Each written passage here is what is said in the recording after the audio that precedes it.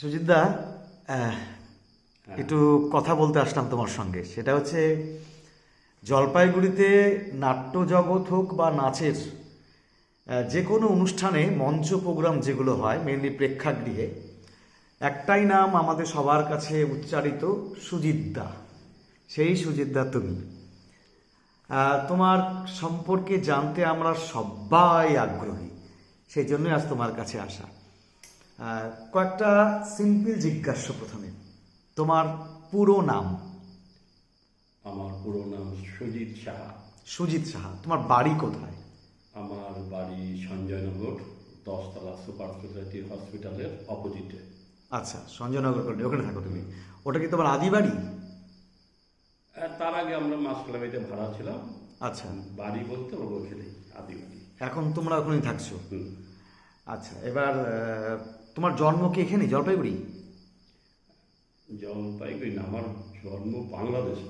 আচ্ছা, তারপর তোমরা এখানে শিফট হয়েছো? হ্যাঁ, এখানে শিফট হয়েছি। আচ্ছা, তারপরে তুমি এখানে পড়াশোনা করেছো হুম। কোন স্কুলে? পড়াশোনা করেছি প্রথমে ওই গোয়ালমারি। আচ্ছা। তারপরে জলপাইগুড়িতে পড়াশোনা কি মাধ্যমিক টেস্ট দেওয়ার পর আর পড়াশোনা হয়নি। কোন স্কুল থেকে সেটা? আমি দিয়েছিলাম প্রাইভেটে দিয়েছিলাম। আচ্ছা। মাধ্যমিক সেটা এফডিআই স্কুল থেকে। আচ্ছা, এবার তারপরে তুমি এই আলোর জগতে এলে নাকি তারপর তুমি অন্য কোনো কাজে গিয়েছিলে? তারপরে আমি বিভিন্ন কাজকর্মের খোঁজ করি। ছোটবেলার থেকে আমাদের সাংসারিক অবস্থা খুবই শোচনীয় অবস্থায় ছিল। আচ্ছা।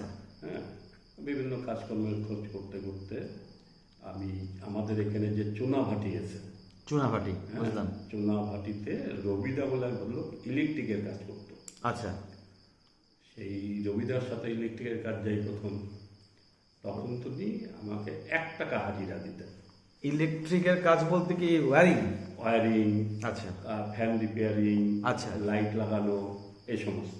তখন তোমার বয়স মোটামুটি কিরকম?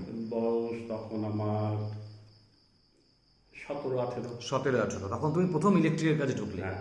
আচ্ছা। এইবার কি বললে, বেতন কত তখন? যেদিন যাব কাজে হ্যাঁ। সেদিনের হাজিরা 1 টাকা। 1 টাকা। আচ্ছা। হ্যাঁ, এটা দারুণ। হ্যাঁ। আচ্ছা।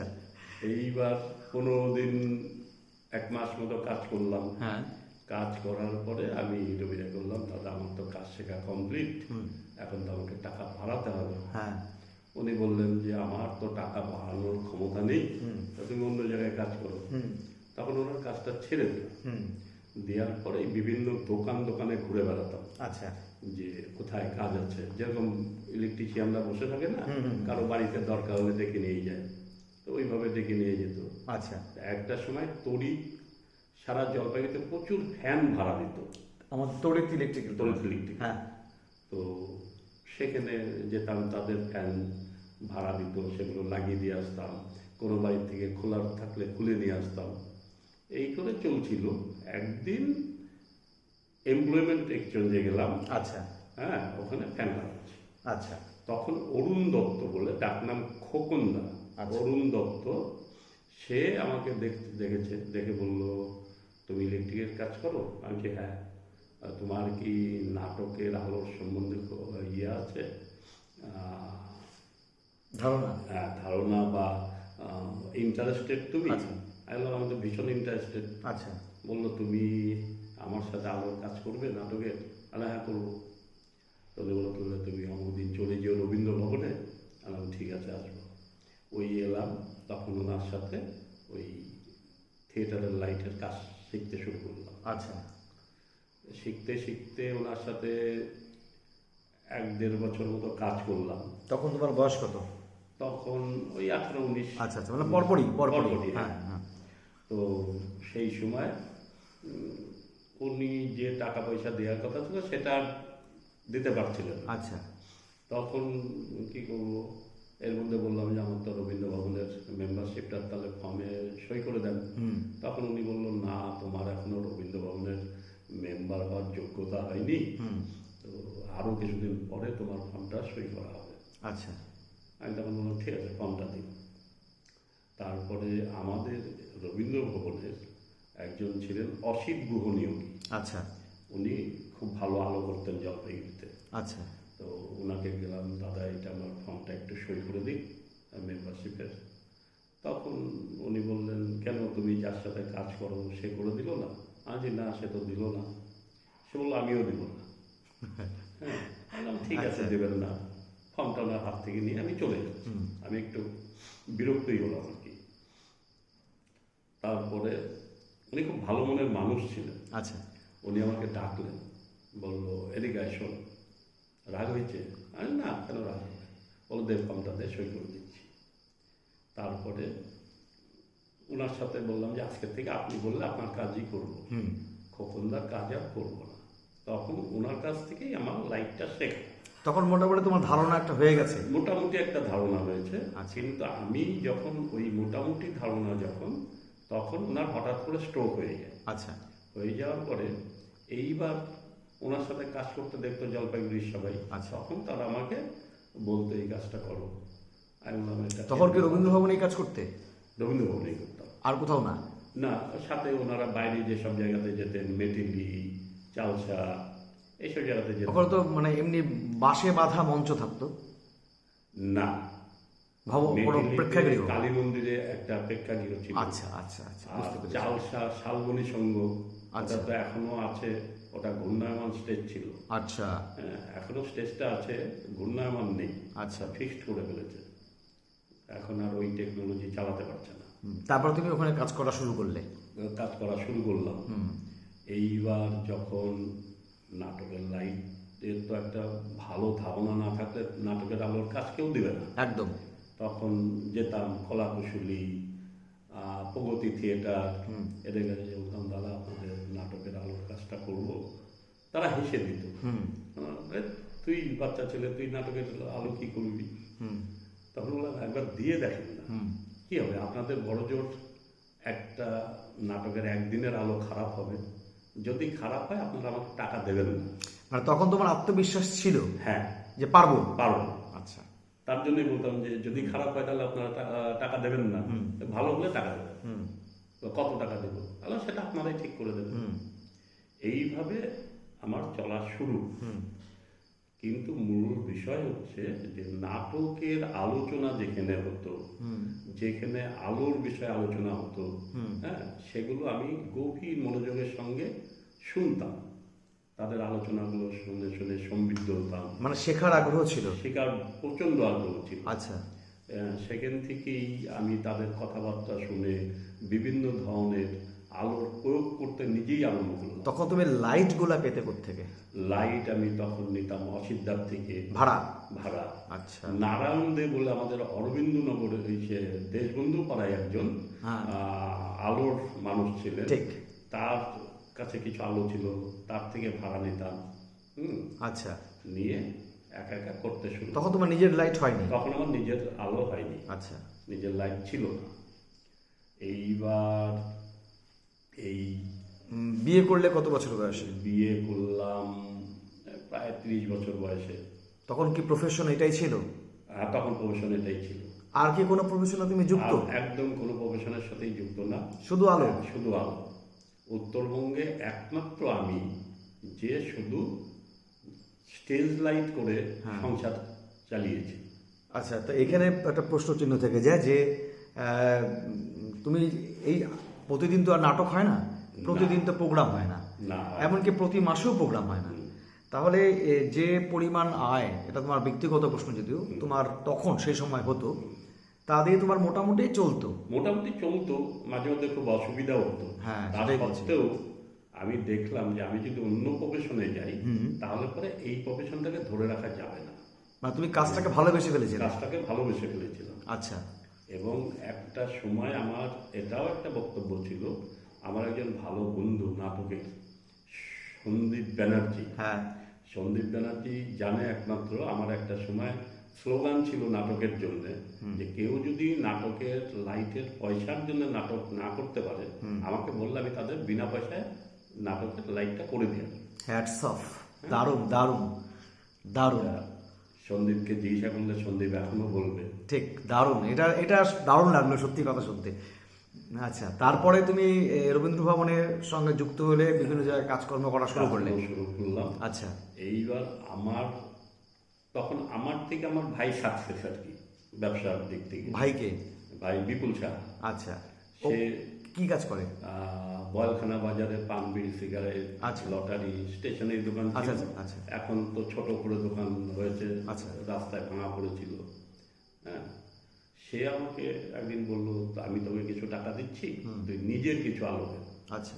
তখন আমি 4টা আলো আর 2টো স্ট্যান্ড কিনে নিয়ে আসি কলকাতার থেকে। আচ্ছা। নিয়ে এসে তখনও আলোর কাজ করছি।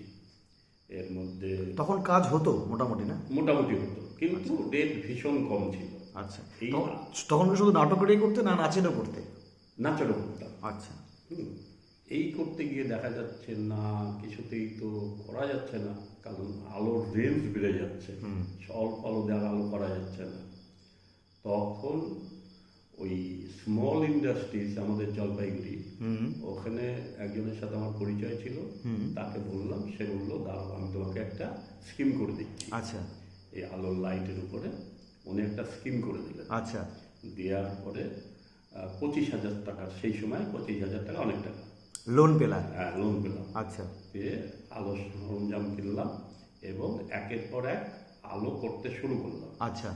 তখন কুট্টিদা মানে প্রবীর রায়, আচ্ছা। জলপাইগুড়ির একজন ডাক সাহিত্যের ডিরেক্টর, হ্যাঁ। নাট্য পরিচালক, উনি একদিন কথা বলছেন যে আমার একটা আলো তোকে করে দিতে হবে। সেই সময় ফুল জোনাল লাইট হতো না জলপাইগুড়িতে, ক্লাব লাইট আর একটু এরকম কিছু হতো। তখন উনি বললেন যে তুই আমার লাইটটা কর, আমি এটা চাই। দাদা আমি পারবো? আপনি আমার যে গুরু অসিতদা, তাকেই আপনি মেরে দেন? দূর, পারবো। অসিত তো আমার বন্ধু, আচ্ছা। যেটা করতে পারি তবে যেটা পারি। আচ্ছা। তুই কর, আমি আছি তোর পিছনে। সেই প্রথম নাটকটির নাম ছুটির ফাঁদে, সেটা করলাম এবং জলপাইগুড়ির মুখে খুব সাকসেস হয়েছিল। তখন জোনাল লাইটের কাজ করলাম? জোনাল লাইটের। জোনাল লাইট বলতে মঞ্চের মধ্যে জোন বেঁধে আলো ফেলা? জোন বেঁধে আলো ফেলা। আচ্ছা। একটা বাড়ি দেখাচ্ছে একটা জোনে। এটা তুমি আগে তো করো নাই? আগে করিনি। তাহলে এই আইডিয়াটা নিজের থেকেই? না, এবার আমি বললাম যে আমি যেখানে নাটকের আলোচনা হতো, নাটক হতো, আমি নাটক কোনোদিন মিস করতাম না। আচ্ছা। কলকাতার বিভিন্ন ভালো আলোক শিল্পী, তাদের সাথে কথা বলতাম, তাদের করা আলো দেখতাম। হ্যাঁ, দেখে আমি নিজেই প্রয়োগ করতাম। প্রয়োগ করতে করতে আজকে এই জায়গায় এসেছি। নাচেরও তাই। আচ্ছা। নাচেরও তাই। নাচেরও ওই বিভিন্ন রকম কোন জায়গা থেকে কোন আলো ফেললে কি এফেক্ট আসতে পারে, নিজেকেই আমাকে ওটা ফেলে ফেলে দেখে নিয়ে করতে হয়েছে। তার মানে তুমি একটা নাটক দেখে দেখে তুমি নিজেকে তৈরি করেছো? একদমই তাই। আচ্ছা, তাহলে বলতে চাচ্ছ যে এই ধরনের কাজ করতে গেলে আগে দেখতে হবে? হ্যাঁ, দেখতে হবে, বুঝতে হবে। আচ্ছা। না হলে পরে নাটক সম্বন্ধে যদি ধারণাই না থাকে, সে কোনোদিনই নাটকের আলোটা করতে পারবে না। আচ্ছা, এবার একটা জিজ্ঞাস্য, সেটা হচ্ছে যখন তোমাকে প্রচুর নাটক করেছো জীবনে তুমি, যখন তোমাকে কোনো ডিরেক্টর, নাট্য নির্দেশক যখন তোমাকে আলোর কথা বলে, তুমি স্ক্রিপ্টটা কি আগে দেখো নাকি স্ক্রিপ্ট অন স্পট দেখো? স্ক্রিপ্টটা আগেও দেখি। অন স্পট নাটকের স্ক্রিপ্ট দেখে আলো করা যাবে না। স্ক্রিপ্টটা আগে দেখি, তারপরে রিহার্সেল দেখতে হয়। আচ্ছা। রিহার্সেল দেখে প্রথম দিন রিহার্সেলে হয়তো আলোর কম্পোজিশনটা হলোই। আচ্ছা। দ্বিতীয় দিন কম্পোজিশন হলো, রিহার্সেল দেখলাম। তৃতীয় দিনে আবার নাটক দেখতে গিয়ে বললাম যে তোমাদের কিন্তু এই জায়গাটায় দাঁড়াইতে হবে, এখানে একটা লাইট পড়বে, এই লাইটটা তোমাদের নিতে হবে। আচ্ছা। হ্যাঁ, আর এগুলো ফিক্সড লাইট। এবার লাইট যদি তুমি ফেল করো, তাহলে লাইট কিন্তু তোমাকে কোনো হেল্প করতে পারবে না, তুমি অন্ধকারে অভিনয় করতে হবে। ঠিক। এই করে করে এখন চলছে। তারপরে শেষের দিকে এসে রতিকান্ত মহাপাত্র, আচ্ছা, কেলুচন্দ্র মহাপাত্রের ছেলে, আচ্ছা, তিনি একটা অনেক বড় প্রজেক্টের কাজ করেছিলেন। কোথায়? জলপাইগুড়ি। আচ্ছা। সেই সময় উনি, তমজিৎ ছিল কলাকুশলীর। আচ্ছা। তমজিৎ ছিল, তমজিৎ বলল যে এরকম এইখানে সুজিত কাপুর ছাড়া এই আলোটা করা মুশকিল।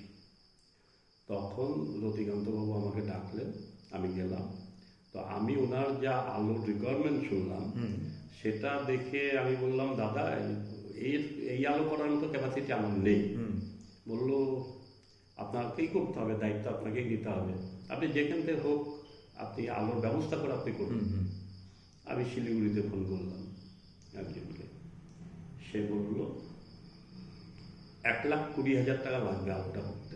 আচ্ছা। এবার আমি বললাম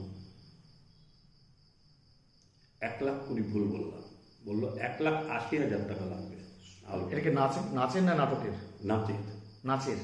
নাচের জন্য কেলুচরণ মহাপাত্র বলুন। হ্যাঁ, নাচের জন্য 1,80,000 টাকা শুধু মঞ্চের লাইট? মঞ্চের লাইট। ওয়াও।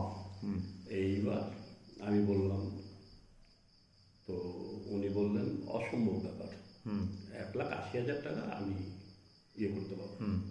তখন উনি বললেন, সুজিত বাবু আপনাকেই আলোটা করতে হবে, আপনি যদি করেন তাহলে আপনি কত নেবেন? তখন আমি বললাম যে আমি এটা যদি করি আমি আপনার থেকে 1,00,000 টাকা দেব। আচ্ছা, মানে 80,000 টাকাই? 80,000 টাকাই কম। আচ্ছা। তখন উনি আমাকে বললেন যে আমি আপনাকে 1,00,000ও দিব না, আমি আপনাকে 80,000 টাকা দেবো এবং আপনাকে আলোটা করতে হবে। আচ্ছা। এবার আমি বললাম যে আপনি যত আলো চাচ্ছেন, হ্যাঁ, এত আলোতে এই টাকায় করা খুব মুশকিল। বললো, না করুন না, আপনি করুন একবার। এইবার ওনার আলোটা বিভিন্ন জায়গা থেকে জোগাড় করে আমি করলাম, এবং আলোটা লাগাতে এখানে 2 দিন শুধু লাগাতেই টাইম লেগেছিল। বাহ, এই রবীন্দ্র ভবনে? এই রবীন্দ্র ভবনে। আচ্ছা। 125টা লাইট পর্যন্ত কাউন্ট করেছিলাম। আচ্ছা। হ্যাঁ, তারপরে আর কাউন্ট করিনি। এটা কোন সময়কার ঘটনা বলছে? মানে এটা আইডিয়া মোটামুটি? আইডিয়া 2000 না তারও আগে? 2000-এর পরে। 2000-এর পরের দিকে? 2000-এর পরে। আচ্ছা, যাই হোক। হ্যাঁ, যাই হোক, উনি তো আলো করলেন, আর আলো চালিয়েছিল ওনারই এক আলোর অপারেটর এসেছিল, সে ভুবনেশ্বর থেকে এসেছিল। আচ্ছা। হ্যাঁ, তো আমি নিজে আলো লাগিয়ে বললাম, এত আলো, এই আলো কেউ চালাতে পারে না, অসম্ভব। আচ্ছা। ঠিক আছে, তো আমি দেখবো কি করে চালায় উনি। আচ্ছা। এবং দেখলাম যে বসে বসে উনি প্রত্যেকটা আলো ইউজ করেছেন, একটাও ছেড়ে দেননি। আচ্ছা। আরো কনফিডেন্স বেড়ে গেল। হ্যাঁ, শিখলাম। এবার তারপরে জলপাইগুড়িতে যত নাচের স্কুল তারা আমাকে বলে এবং তাদের আলোটা করিয়ে। আচ্ছা। এবং দর্শকদের আশীর্বাদেই হোক বা আমার গুরুর আশীর্বাদেই হোক, দেখা যায় যে আলোগুলো সব সাকসেস হয়ে যাচ্ছে, ভালো। একদম একদম। এই করেই এই চলে যাচ্ছে এখন পর্যন্ত। আর্যনাট্য সমাজ রবীন্দ্র ভবনের এখন তুমি একজন মানুষ, মানে বলবো ফিক্সড। আলোকসজ্জার দিক থেকে তুমি অতুলনীয় জলপাইগুড়ি। এবার একটু জলপাইগুড়ির বাইরে আলোচনা করছি। সেটা হচ্ছে তুমি বিভিন্ন জায়গায় গিয়েছো। শুরু করছি বাংলাদেশ দিয়ে। কবে গেলে বাংলাদেশ প্রথমবার? বাংলাদেশে গেলাম 2018-তে প্রথমবার। আচ্ছা, মানে করোনার ঠিক আঘাত দিয়ে। হ্যাঁ, তখন গেলাম রংপুরে। তখন কি প্রোগ্রামের জন্যই গেলে? প্রোগ্রামের জন্য। আচ্ছা, এই কন্ট্যাক্টটা কিভাবে হলো? মানে সুজিত সাহা জলপাইগুড়ির আলো করেন প্রোগ্রামের, সেটা বাংলাদেশে গেল কেন? এবার বাংলাদেশে এই জন্যই, মানে আমাদের জলপাইগুড়ির আর্যনাট্য সমাজই বাংলাদেশের রংপুরে নাটক করতে গেছে। ও আচ্ছা, বুঝতে পেরেছি। হ্যাঁ, তখন তো নাটকের লোক আমার লোকই লাগবে। ঠিক। এবার গেলাম, তো যে নাটকে আমরা 25খানা 30খানা আলো ইউজ করি, ওখানে গিয়ে দেখলাম সর্বমোট 6টা লাইট আছে মাত্র। আচ্ছা। এবার কি হবে আমার পরিচালক তো খুব চিন্তা। বললাম, ঠিক আছে, হবে, তোমার যেটা চাচ্ছ সেটা হবে মূলত। আমি বললাম, ঠিক আছে, দেখি। ঠিক আছে, চলো। এইবার আলোটা করলাম। তা আমাদের যে স্কিমিং ছিল, মূল স্কিমিংটাকে রেখে দিয়ে বাদ বাকি ফ্লাড লাইট করে নাটকটাকে করলাম। রংপুরের মানুষও দেখলো। আচ্ছা। যে আরে অদ্ভুত লাইট, এই কত লাইট দিয়ে এত সুন্দর আলো হয়। আমি নিজেও অবশ্য অবাক হয়ে গেছিলাম। সেখানে করলাম। আচ্ছা। তারপরে ঢাকার একটা দলের এখানে একটা আলো করেছিলাম জলপাইগুড়িতে। আচ্ছা, জলপাইগুড়িতে করেছিলাম রবীন্দ্রনাথ ঠাকুরের একটা নাটক। রবীন্দ্র ভবনে? না, এটা ছিল হচ্ছে প্রয়াস ভবন। প্রয়াস ভবন, আচ্ছা। হ্যাঁ, প্রয়াস ভবনে ওই ওদের একটা নাটক, নাটকটার নাম এই মুহূর্তে ভুলে গেলাম। যাই হোক, হ্যাঁ। নাটকটা করাতে ওরা ভাবতে পারেনি জলপাইগুড়ির মতো একটা জায়গায় এত সুন্দর আলো হবে। আলো হতে পারে, আচ্ছা। তখন ওদের হলদিবাড়িতে একটা শো হবে। আচ্ছা। হলদিবাড়িতে শো, হলদিবাড়ির লোক করবে, আমি যাবো না। বলো না দাদা, আপনি আমাদের সাথে শুধু যাবেন। আচ্ছা। আমি গেলাম, হলদিবাড়িতে করলাম, হলদিবাড়িতেও ভালো হলো। এইবার তখন ওরা ঢাকার থেকে বললো আপনাকে আমরা মঞ্চবন্ধু সম্মাননা দিব। আচ্ছা। হ্যাঁ, এবং মঞ্চবন্ধু সম্মাননা আমরা নিচ্ছি ঢাকার শিল্পকলা একাডেমির মঞ্চের থেকে। আচ্ছা। শিল্পকলা একাডেমি মঞ্চের থেকে। এবার সেই মঞ্চে ঢাকার তাবড়ো তাবড়ো শিল্পী, আচ্ছা। সেই সময় আমার সাথে ওই মোশাররফ করিমেরও আলাপ হয়। হ্যাঁ। মোশাররফ করিম, ওনার স্ত্রী জুলি করিম, আচ্ছা। এরা আমরা সব একই সাথে মঞ্চবন্ধু সম্মাননাটা গ্রহণ করি। আচ্ছা। হ্যাঁ, তারপরে বাংলাদেশ ছাড়া আর বাইরে কোথায় কাজ করে? বাংলাদেশেরা আমার ইন্ডিয়াতে জয়পুরে করেছি, আচ্ছা। খুব ভালো ভালো হয়েছে। আর বোম্বেতে করেছি, বোম্বেতে থেকে আমি ফার্স্ট প্রাইজ নিয়ে এসেছি। তাই নাকি? নাটকে, হ্যাঁ, লাইটের কম্পিটিশন। মানে জলপাইগুড়ির কোনো দলের সঙ্গে গিয়েছিল? জলপাইগুড়ির দলের সাথে গিয়েছিলাম। কোন দল? জলপাইগুড়ির প্রথমে গিয়েছিলাম প্রলয় ভট্টাচার্যের অনামি থিয়েটার। অনামি থিয়েটার, হ্যাঁ। অনামি থিয়েটার সেবার প্রথমবারে প্রাইজ আনতে পারেনি। আচ্ছা। ওই যখন নাটকটা হচ্ছিল, হ্যাঁ। তখন নাটকের মধ্যে ক্যামেরাম্যান হ্যাঁ। হ্যালোজেন লাইট জ্বালিয়ে দিয়ে করছে, এফেক্টটা বোঝা যাচ্ছিল না। ও, তখন তো কমিটি খুব বললো দাদা এত ভালো আলো করলেন, কিন্তু এই হ্যালোজেনের জন্য তো এফেক্টটা বুঝতে পারলাম না। আচ্ছা আচ্ছা আচ্ছা। ঠিক আছে, দেখা যাক। পরের বার আবার গেছি। অনামির সঙ্গেই? না, এইবার হচ্ছে জবা শর্মা আচ্ছা। ইচ্ছে ডানা নাম দিয়ে হ্যাঁ। একটা নাটকের দল করেছিল। আচ্ছা। সেই দলের হয়ে গেছিলাম। হুম। যাওয়াতে সেই দলের নাটকটি best production, best light, best set, best music. হ্যাঁ, মানে মুম্বাই থেকে এই মুম্বাই থেকে। পুরস্কার পেলে। বাহ, হুম। এটা বিরাট অ্যাচিভমেন্ট। হ্যাঁ, এলাহাবাদে করেছি, ইন্ডিয়াতে প্রচুর, দিল্লিতে করেছি। আচ্ছা। হুম। কলকাতায়? কলকাতাতে তো আছে, কলকাতা আমার করছো? Second rho? হ্যাঁ, কলকাতা তুমি অনেক মঞ্চ করেছো? অনেক মঞ্চে করেছি। আচ্ছা। হ্যাঁ, কলকাতায় আবার এই সামনের মাসেই আছে তমালিকার একটা অনুষ্ঠান। আচ্ছা, এখানে একটা তখন মঞ্চে একটা বিষয় থাকে, তুমি একটা দীর্ঘ সময় ধরে মঞ্চে আলো এই ব্যাপারটাকে নিয়ে কাজ করছো এবং তুমি সফল। এই ক্ষেত্রে যখন তুমি প্রথম কাজ শুরু করলে তখন বললে 17-18 বছর বয়স, আর আজ 2025। এই দীর্ঘ সময় ধরে আলোর তো টেকনোলজির অনেক পরিবর্তন তুমি দেখতে পাচ্ছ। হ্যাঁ, আগে যেটা আমরা মঞ্চে দেখতাম যে পাড়ার প্রোগ্রামগুলিতে ওই কাগজ লাগানো হতো, লাল হলুদ কাগজ দিয়ে সরিয়ে সরিয়ে সরিয়ে আলো ফেলা হতো, এখন তো ওসব নেই। না। তাহলে এই টেকনোলজির যে অভূতপূর্ব একটা উন্নতি, তুমি এটাকে রপ্ত করলে কি করে? এইবার ঘটনা হচ্ছে টেকনোলজি যেমন উন্নতি হয়েছে, সেই রকম আলোরও অগ্রগতি হয়েছে। হ্যাঁ, সেটাই বলছি, এবার আলো আলোর যেটা টেকনোলজি হচ্ছে, এবার আমরা পার লাইট ইউজ করছি।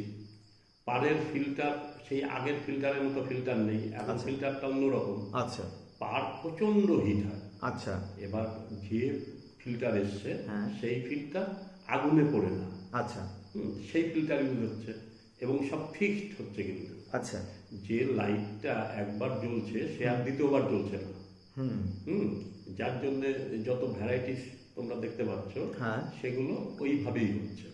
বিশেষ বিশেষ সিকোয়েন্সে দেখা যাচ্ছে একটা আলো এসে পড়ছে। আচ্ছা। হ্যাঁ, আর টেকনোলজির আরো যেরকম আগে যখন আমরা দেখেছি, হ্যাঁ। তো আমি নিজে হাতে সেটা করিনি, ওয়াটার ডিমার। আচ্ছা। হ্যাঁ, আলো কম বেশি করার জন্য কাঠের একটা ড্রামের মধ্যে জল দিয়ে, হ্যাঁ। লবণ দিয়ে তার মধ্যে ফেসটাকে ডুবিয়ে রাখা হতো। আচ্ছা। দিয়ে এবার লাইটের একটা তার যত তলায় যাচ্ছে, হ্যাঁ। আলোটার তীব্রতা তত বেড়ে যাচ্ছে। ওরে বাবা, হ্যাঁ, কিন্তু এটা আচ্ছা। খুব ইয়ে ছিল আর কি, রিস্ক তো, রিস্ক ছিল ভীষণ। হ্যাঁ, হ্যাঁ, হ্যাঁ। হ্যাঁ, মানে ওই জলে হাত লেগে গেলেই কারণ খেয়ে যাবে। তারপরে এসলো ওই টানা ডিমার, দেখেছো তুমি হয়তো। হ্যাঁ, হ্যাঁ, হ্যাঁ, হ্যাঁ। ওই ডিমারে আমরা কাজ করেছি। ওই ডিমারের পরে আসলো ইলেকট্রনিক্স ডিমার। তাহলে এই যে চেঞ্জগুলো তুমি সুজিত সাহা শিখলো কি করে? এইবার যত যত চেঞ্জ হচ্ছে আমাকে তো ততটা আপডেট হতে হচ্ছে, যার জন্য আমার এই বয়সেও আমি কিন্তু পুরনো হইনি। সেটাই দেখছি আর কি আমি। আমাকে ওই আজ থেকে 40-45 বছর আগেও যেভাবে কাজ করতে পেরেছি এখনো সেইভাবেই করছি। একদম টেকনোলজির পরিবর্তন হচ্ছে, আমাকে সেটা শিখতে হচ্ছে, আমাকে সেটা আয়ত্ত করতে হচ্ছে, করে নিয়ে আমাকে সেটা প্রয়োগ করতে হচ্ছে। আর স্মোক যেটা তুমি দিচ্ছ ওটা কবে নাগাদ থেকে চালু হলো? মোটামুটি 10-12 বছর হয়েছে। হ্যাঁ হয়ে গেছে জলপাইগুড়িতে। হ্যাঁ তুমি তো প্রথম আনলে, বেশি হয়েছে। তুমি তো প্রথম আনলে জলপাইগুড়িতে। হ্যাঁ জলপাইগুড়িতে আমি যত নতুন নতুন আলো ছিল সব আলোই আমি জলপাইগুড়িতে প্রথম এনেছি। আচ্ছা, এই আলোটা তুমি মেনলি কেন হচ্ছে কলকাতা থেকে? কলকাতা থেকে। ওখান থেকে নিয়ে তুমি এখানে ইমপ্লিমেন্ট করছো। আচ্ছা, এবার আরেকটা অন্য প্রসঙ্গে আসছি, সেটা হচ্ছে যে নাট্য জগতের সঙ্গে দীর্ঘদিন তুমি যুক্ত। আজকের থেকে তো 90-এর দশক, 2000, 2010, 20, 25-এ চলে আসলাম আমরা। নাট্য জগতের একটা পরিবর্তন হয়েছে, সেই পরিবর্তনটা তুমি কিভাবে দেখছো? না আগে একরকম নাটক হতো, একরকম দর্শক ছিল, এখন একরকম নাটক হচ্ছে, একরকম দর্শক। পরিবর্তনটা কেমন দেখছো? এই যে পরিবর্তন, এই পরিবর্তনটা কিন্তু আকাশ পাতাল ফারাক। কিরকম সেটা? আমি যখন প্রথম নাটকে এলাম সেই সময় নাটকে মা, মাসি, পিসি, দিদি এরা সব নাটক দেখতে আসতো। আচ্ছা। এখন কিন্তু সেই দর্শকরা নাটক দেখতে আসছে না। আচ্ছা। কারণ একটা সময় নাটক এমন ভাবে চলতে শুরু করলো, যেমন 70 দশকের শেষের দিক থেকে, এবং 80-র দশক, 90-এর দশক, এই সময়ে একটা নাটক হচ্ছে, নাটকগুলো দেখা যাচ্ছে পলিটিক্যাল নাটক হচ্ছে, একদম মামাসিদের সেই নাটকগুলো বুঝতে অসুবিধা হচ্ছে, তারপর নাটকের দিক থেকে মুখ ফিরিয়ে নিল। আচ্ছা। যার পরিণতি 2000-এর পরে নাটকের দর্শক কিন্তু একদমই কমে গেল। কিন্তু আমি দেখেছি এখনো যদি ওই শরৎচন্দ্রের নাটকটা কি নাম, আরে রামের সুমতি যদি হয়, এখনো দর্শক আসে। আচ্ছা। হ্যাঁ, তো মানে ভালো গল্পের জন্য নাটকের দর্শক এখনো আছে। আর কোথাও তুমি যেটা বললে সেটা প্রসঙ্গ ধরেই বলি যে নাটক আমিও দেখি, অনেক নাটক দেখছি, সেক্ষেত্রে দেখছি যে নাটকের বিষয়বস্তুগুলো এতটাই অ্যাবস্ট্রাক্ট, এতটা কঠিন হয়ে যায় যে সাধারণ দর্শকের কাছে সেটা বোধগম্য হচ্ছে না। একদমই তাই। এবং সহজ সরলভাবে যদি করা যায় সাধারণ মানুষের কাছে পৌঁছানোটাও তো একটা কাজ। আলো দিয়ে তুমি সেই কাজটা ধরছো। নাচের জগতে ওটা পরিবর্তন তুমি দেখতে পাচ্ছ কি? নাচের জগতে তো প্রচুর পরিবর্তন। আগে যেরকম কোরিওগ্রাফিতে, আচ্ছা, হ্যাঁ, তারা বিভিন্ন, এখন কিন্তু নাচের যেরকম আমাদের জলপাইতে শুধু কুন্তলাদি ছিলেন, কুন্তলাদি দীর্ঘদিন কাজ করেছেন। আচ্ছা। হ্যাঁ, আর কোনো নাচের স্কুলই ছিল না। আচ্ছা। পরবর্তী টাইমে কৃষ্ণা ব্যানার্জি এলেন। হ্যাঁ, ঠিক। এবং ইনাদের আস্তে আস্তে এখন তো জলপাইগুড়িতে প্রচুর নাচের স্কুল, প্রচুর, কিন্তু তাদের যে ট্রেনার বা শিক্ষক, তারা কিন্তু বড় বড় শিল্পীদের কাছ থেকে ট্রেনিং নিয়ে শিখে তারপরে এসে শেখাচ্ছে। আচ্ছা। এবং তাদের স্টুডেন্টদের তারাও তাদের কাছে অনেক বড় বড় জায়গায় পাঠিয়ে শিখিয়ে আনছেন। আচ্ছা। যার জন্য নাচের এত উন্নতি। আচ্ছা। আমরা যখন নাটকের জগতে এলাম, আমি তো নিজে আগে অভিনয় করেছি। নিজে অভিনয় করেছি। তুমি হয়তো তোমার স্মরণে আসতে পারে, জলপাইগুড়িতে শিল্পী সংসদ বলে একটা নাটক ছিল। শিল্পী সংসদে আমি যখন আলোর সাথে আছি, পাশাপাশি আমি অভিনয় করেছি। বাহ। হ্যাঁ, আমি অনেকগুলো নাটকে অভিনয় করেছি। আমার সাথে প্রসূন দাশগুপ্ত অভিনয় করেছে। আচ্ছা। আমার সাথে সত্যজিৎ রায়, হ্যাঁ, সে অভিনয় করেছে। সত্যজিৎ মানে আমাদের জলপাইগুড়ির সত্যদা। আচ্ছা। করেছি। অশোক ভট্টাচার্য, তাদের সাথে অভিনয় করেছি। আচ্ছা। তো সেই সময়ের নাটক আর এখনকার নাটকের মধ্যে আকাশ পাতাল পার্থক্য। তবে একটা আসার বিষয়, আবার কিন্তু নাটকের দর্শক আসছে, নাটকও একটু পরিবর্তন হচ্ছে। আচ্ছা। নাটকগুলো, হ্যাঁ, মানে বৃহৎ একটা জগৎ, বৃহৎ একটা এরা বলবো আমি, সময়কে তুমি অবজার্ভ করছো জলপাইগুড়ি। হ্যাঁ, একদমই তাই। আচ্ছা, এবার একদম খুব তাড়াতাড়ি জায়গায় চলে আসছি, শেষ লগ্নের দিকে। সুজিত সাহা আজকে 2025-এ দাঁড়িয়ে নিজেকে 10-এ কত নাম্বার দিবে তার কাজের দিক থেকে? এইটা খুব মানে বিপদে ফেলে দিলে। এই উত্তরটা তো আমি দিতে পারবো না। তুমি যদি তুমি সুজিত সাহাকে নিজে দেখেছো, এবার ধরো আমি দেখেছি, যেমন প্রথম কথা আমি নিষ্ঠার দিক থেকে ভীষণই আমি কাজ যেটা করব নিষ্ঠার সঙ্গেই করব। আচ্ছা। এবং আমার মনে হয় এই বয়সে এসে যে আমি নিজে সাকসেসফুল হয়েছি। আচ্ছা। কারণ অনেক দল আছে এখনো বলছে সুজিত আলো করলে আমরা যেদিন আলোর সময়টা দিতে পারবে সেদিন আমরা নাটক করব, ঠিক, আর তা না হলে আমরা নাটকটা আরো পিছিয়ে নিয়ে যাবো। এবং একদম জলপাইগুড়িতে হয়ও এটা একদম। তো সেই জায়গাটায় তো আমার সার্থকতা আছেই। এটা তোমাকে জানিয়ে রাখি, আমাদের সোনারলা প্রাইমারি স্কুলে একটা ফাংশন করেছিলাম, তো সেখানে ডেটটা তোমার সঙ্গে কথা বলে ঠিক করেছিলাম। তোমার মনে আছে কিনা জানি না। না, আমার মনে আছে। হ্যাঁ, তুমি আমাকে বলছিলে বলো আমি তো বাংলাদেশ যাব, তাহলে ডেটটা এরকম। আমারও একই কথা, সুজিতদা যদি আলো করে তবে মঞ্চে উঠবো। আর এবার কতগুলো র্যাপিড ফায়ার তোমাকে। সিনেমা দেখো? সিনেমা দেখি। আচ্ছা, প্রিয় বাংলা অভিনেতা এখন পর্যন্ত? এখন পর্যন্ত সেই অর্থে তো না পুরোনো দিন থেকে শুরু করবো। পুরোনো দিন থেকে হ্যাঁ, আমার কাছে উৎপল দত্তই ছিল। উৎপল দত্ত। আমি এখনো পুরোনো নাটকগুলোই দেখি। উৎপল দত্ত, তারপর উত্তম কুমার। আচ্ছা। আমার খুব ভালো পরিচালক ছিল সত্যজিৎ রায়, আচ্ছা। মৃণাল সেন। এদের কাজ তুমি দেখো? এদের কাজ আমি দেখি, এখনো দেখি। আচ্ছা, প্রিয় হিন্দি অভিনেতা বলিউড? বলিউডের অভিনেতা তো আমার কাছে যেটা ছিল সেটা অমিতাভ বচ্চনই ছিল। আচ্ছা, অভিনেত্রী? অভিনেত্রী বলিউড? অভিনেত্রী বলিউডের আমার কাছে ছিল হচ্ছে রেখা। রেখা। আর অভিনেত্রী বাংলা? বাংলা অভিনেত্রী তো সুচিত্রা সেন বরাবরই উনি। ঠিক আছে।